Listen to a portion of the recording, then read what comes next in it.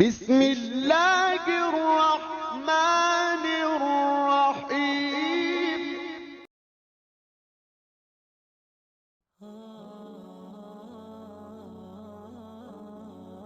جنت میں شہید کے مقامات۔ حضرت مقدام بن مہدی کرب رضی اللہ تعالیٰ عنہ فرماتے ہیں کہ جناب حضرت محمد صلی اللہ علیہ وآلہ وسلم نے ارشاد فرمایا، اللہ تعالیٰ کے نزدیک شہید کے لیے 6 انعامات ہیں۔ خون کے پہلے قطرہ کے گرتے ہی اس کی مغفرت کر دی جاتی ہے، جنت میں اس کو اس کا ٹھکانہ دکھا دیا جاتا ہے، اس کو ایمان کی پوشاک پہنا دی جاتی ہے، اس کو عذاب قبر سے محفوظ کر دیا جاتا ہے، قیامت کے دن بڑی گھبراہٹ کے وقت امن میں ہوگا، اس کے تاج کا ایک موتی دنیا و مافیہ سے زیادہ قیمتی ہے، اس کی شادی 72 حورین سے کی جائے گی اور اس کے 70 قریبی رشتہ داروں کے حق میں اس کی شفاعت قبول کی جائے گی اور اس کو اس کی شفاعت کی وجہ سے جنت میں داخل کیا جائے گا۔ صدیق وہ حضرات ہیں جو اللہ تعالیٰ اور اس کے رسولوں پر کسی مخبر کی خبر دینے سے ایمان لاتے ہیں سوائے نور ایمانی کے جس کو وہ اپنے دل میں موجود پاتے ہیں اور کسی دلیل کی وجہ سے ایمان نہیں لاتے۔ ان کے ایمان لانے میں کوئی تردد اور شک نہیں ہوتا۔ صدیق کی ایک تعریف یہ بھی کی گئی ہے کہ جس کے قول و فعل میں تضاد نہ ہو۔ ایک تعریف یہ کی گئی ہے کہ صدیق وہ حضرات ہیں جو معرفت میں انبیاء علیہ السلام کے قریب ہیں، اور ان کی مثال ایسی ہے جیسے کوئی شخص کسی چیز کو دور سے دیکھ رہا ہو۔ حضرت علی رضی اللہ تعالیٰ عنہ سے کسی نے پوچھا کہ کیا آپ نے اللہ تعالیٰ کو دیکھا ہے؟ آپ رضی اللہ تعالیٰ عنہ نے فرمایا، میں کسی ایسی چیز کی عبادت نہیں کر سکتا جس کو نہ دیکھا ہو۔ پھر فرمایا کہ اللہ تعالیٰ کو لوگوں نے آنکھوں سے تو نہیں دیکھا لیکن ان کے قلوب نے حقائق ایمان کے ذریعے دیکھ لیا ہے۔ اس دیکھنے سے حضرت علی رضی اللہ تعالیٰ عنہ کی مراد اسی قسم کی روایت ہے کہ ان کی معرفت علمی مثل دیکھنے کے ہے۔ شہداء کون ہیں؟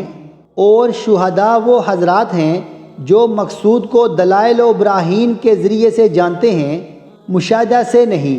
ان کی مثال ایسی ہے جیسے کوئی شخص کسی چیز کو آئینہ میں قریب سے دیکھ رہا ہو۔ شہید کی ایک تعریف یہ بھی ہے کہ اللہ تعالیٰ نے ان کو مقام شہادت یعنی مشاہدہ تجلیات باری تعالیٰ سے سرفراز فرمایا اور ان کو اپنے مقربین سے بنایا ہے۔ یہ بساط علم کی بنیاد پر اللہ تعالیٰ کے ساتھ اہل حضور میں شامل ہوتے ہیں۔ اللہ تعالیٰ ارشاد فرماتے ہیں جس کا ترجمہ کچھ اس طرح سے ہے، اللہ تعالیٰ نے ان اہل علم کو فرشتوں کے ساتھ بساط علم کی بنا پر جمع کیا ہے، پس یہ حضرات بارگاہ الہی سے توحید کی حقیقت اور عنایت ازلی کے وارث ہوئے ہیں۔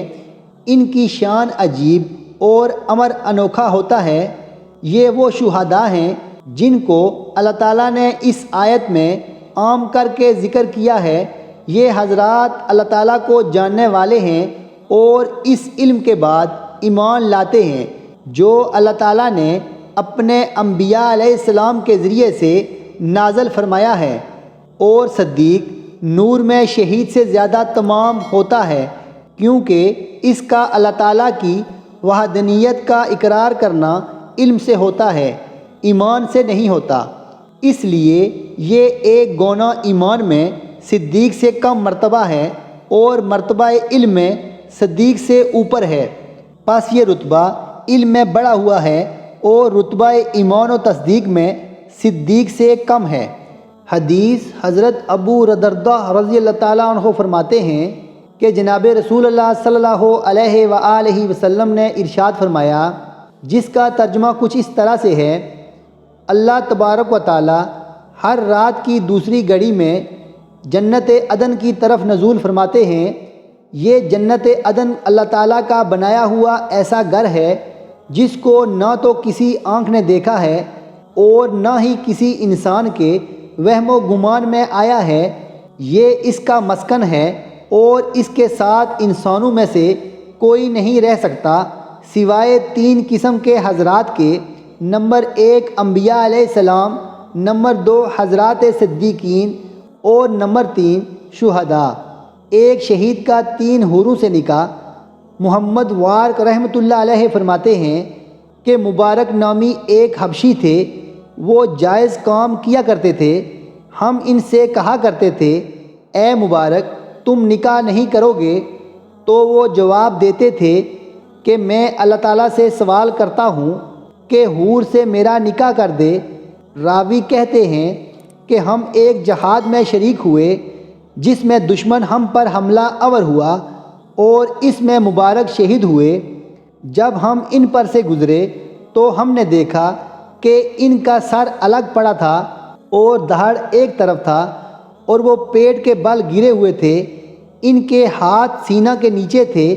ہم نے ان سے پوچھا کہ اللہ تعالیٰ جل شانہ نے کتنی حوروں کے ساتھ تمہارا بیاہ کیا؟ انہوں نے سینہ کے نیچے سے ہاتھ نکال کر 3 انگلیوں سے اشارہ کیا، یعنی 3 حوروں سے۔ سبحان اللہ۔ آج کی ہماری ویڈیو کا اختتام ہوتا ہے۔